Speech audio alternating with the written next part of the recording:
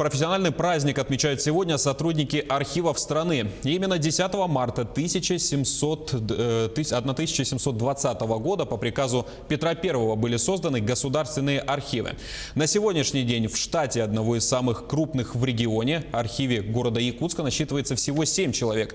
Несмотря на свою немногочисленность, за прошлый год они приняли и обработали более 4000 заявок.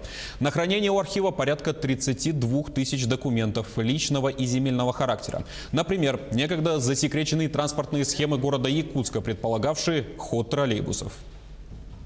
Эта служба очень сложная, она требует кропотливой ежедневной работы.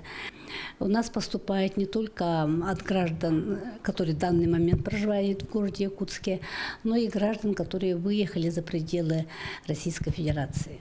Граждан Украины, граждан других союзных республик бывших. И мы всем, конечно, даем ответы.